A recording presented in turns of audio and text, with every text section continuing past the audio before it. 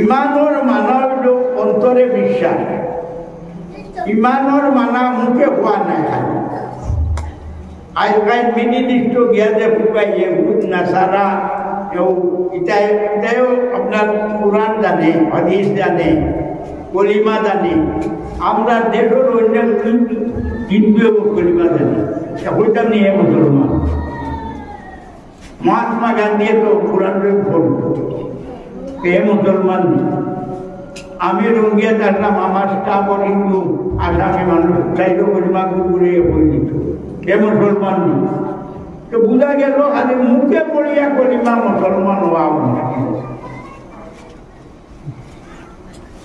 আমরা বুখারী শরীফ পড়াই হাদিসের কিতাব মস্ত বড় আপনার বস তর্ক বিতর্ক ইমানদার মানুষ বলে কিনা। ইমানদার বলতে হলে 3 জিনিস লাগবে।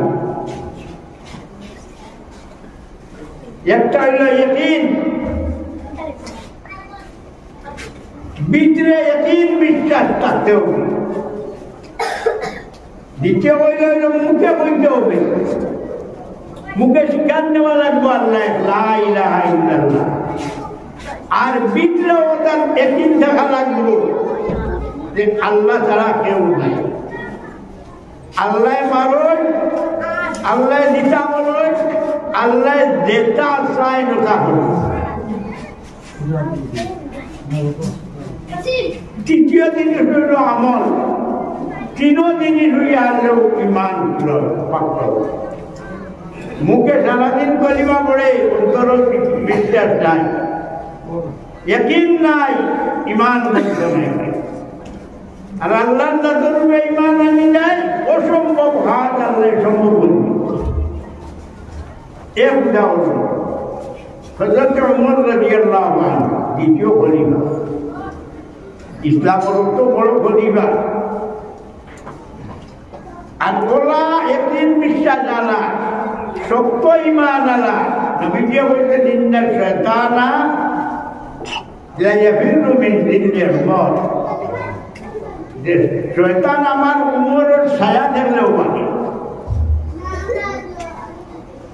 ইমানদারের দান শয়তানও খাবুয় না, পাক্কা ইমানদার হইত। আমরা তো ইমানের দাবি করিয়া হতো তা করে, নমাজ পড়িয়া হতো তা করে, শরীয়তের উল্টা। এর মানে এটা দেখা লইছে। হযরত উমরে একদিন লেকচার দিতেন। লেকচার মানে হলো এর মাঝে বেটা হইলে হচ্ছাই আতর ধরে ধরে লইয়া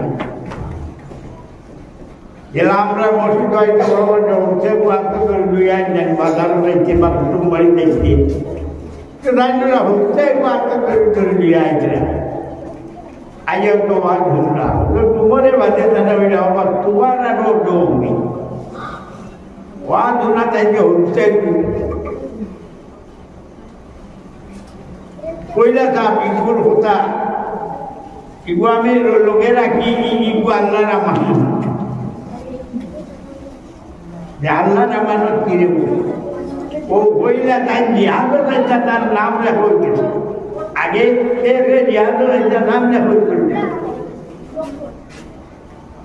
আর তার বিবি একটা হামেলা, হামেলা মানে গর্ভবতী। ও যখন গর্ভপাত হইব 2-4 দিন ওলার বাকি আছে, এখন সময় খাত খাতাই এখন ধান তো তারিখ হয়ে গেছে।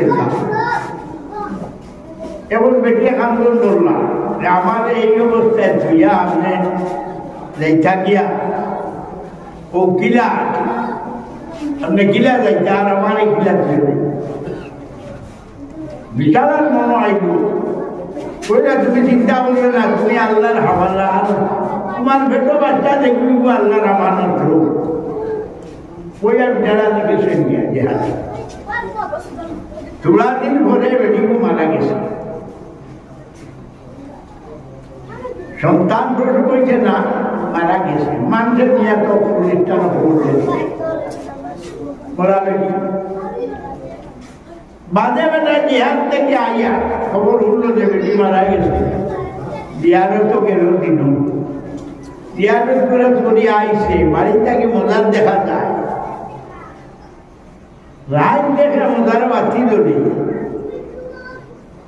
তার বাইরে দিকে বাতি ধরে যে বললো ভাবিনে মাটি দেওয়া দিয়ে আমার বাদ থেকে হচ্ছে রাত দেখি বাতি ধরে ডোরাই আমরা দেয় দিনের তো কিন্তু রাইট বলে সর আমি যাইব আমার লোকের ক্লাস করতে দেখি এইখানে বর্তমান গিয়া হইল না ভাই আমি না আমার দরকার আপনি তুমি তোমার যাও ও তো বেটা গেছে খবর দাল বেটে খবর ফাটিছে আরো বেটিয়ে বাচ্চাও চেলাবাদ গিয়ে বললো আল্লাহ রহমান তুমি তোমার নেও আগের বাদে খবর মরে গেছে ফাটাফাটি গেছে बेटा उल्टा हुए आइलो उल्टा हो दे अल्लाह का से तुए अल्लाह का से हमारे तुया के दुआ अल्लाह हमारे तो सही तू ये माने कौन को सही तू हाँ देव साहब ईमान और मैं बाला इनके मजबूत हो रिया अल्लाह का से हमारे तो মরার পরে কোন অবস্থা হইল মজবুত ইমান দ্বিতীয় প্রশ্ন হইব মা দিনুকা তোমার ধর্ম গীতা আজকাল ধর্ম মানে একটা নীতি তুমি কোন নীতিতে কোন ভোট দিয়া চলো যারা প্রকৃত মুসলমান তারা হইব দিন ইসলাম আমার ধর্ম ইসলাম ইসলাম কোন নয়া ধর্ম নাই কোরআন শরীফে আছে ইন্নাদ দীনা ইনদাল্লাহিল ইসলাম দিন বলতে ধর্ম বলতে আমার কাছে গ্রহণযোগ্য ইসলাম আরো ভাইয়া তো হয় সমান ইয়াবতাগি গায়রাল ইসলাম দীনান ফালা ইউকবাল মিনহু ওয়া হুয়া ফিল আখিরাতি মিনাল খাসিরিন আমার ইসলামের নীতি ছাড়া যে অন্য নীতি লইয়া চলবা এটা আমার কাছে গ্রহণযোগ্য না দুনিয়া তো নাই আখিরাতও কিন্তু তুমি বিপদে পড়বে আজ দুনিয়ায় ধর্ম রোগাবাতি আমরা মুসলমান ধর্ম নবিয়ে বইত তেহত্তর ভিড় হইবা